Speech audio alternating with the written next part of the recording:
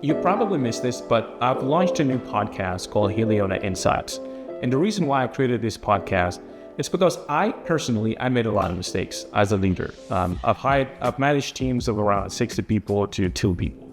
And I've made a lot of mistakes. I've made mistakes in hiring, I've made mistakes in firing, and I've made mistakes in managing, and I've made a lot of mistakes in navigating culture. So I created this podcast in order to, number one, help leaders be better at what they do. And normally I'll have guests come in and join me, individuals from, running $1 billion company to someone running a few employees. And the goal is to share different perspectives, to share that we're all trying to thrive workplaces and also somehow figure out how to socialize mental health in the workplace as we navigate such a chaotic time.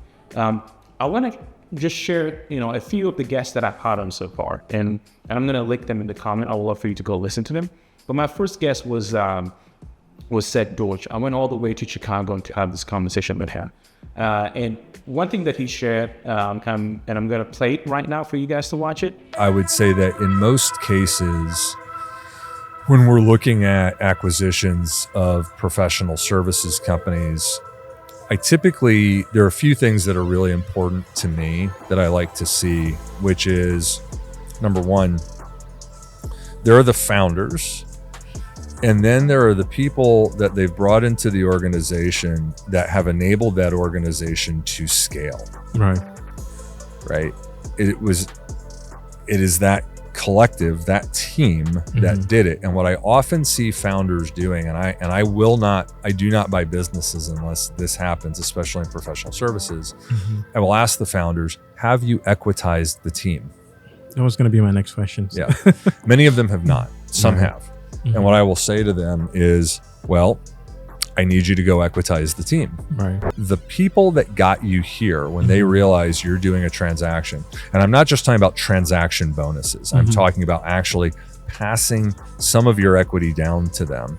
I make this the founder or the founding team's responsibility, because what can happen is that there is a massive amount of discontinuity, distrust, disloyalty that can build up on the back end of a transaction when people realize that on the backs of their labor, the only people that benefited from the transaction were the founder or the sellers. Right. I don't think it's fair.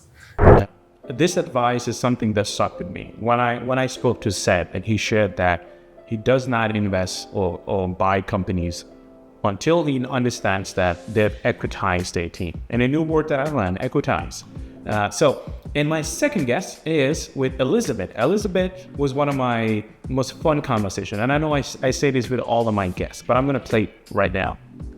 Said one of the most effective things you can do to build better habits is to join a culture where your desired behavior is the normal behavior. Oh, wow.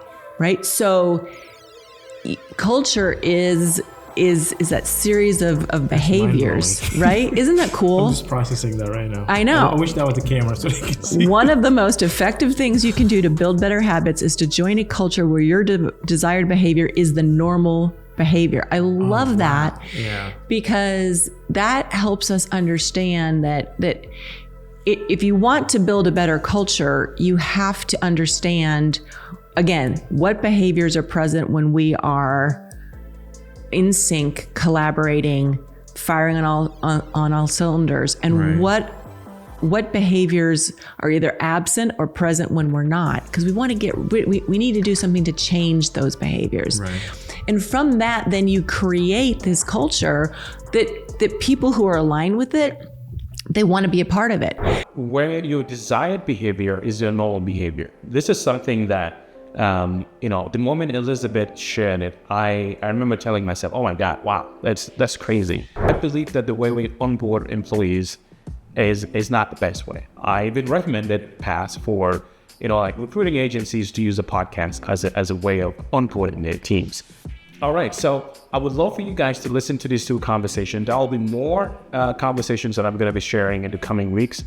Please click the link below and go to the website and listen to one of these conversations. They were very engaging. They were very educational.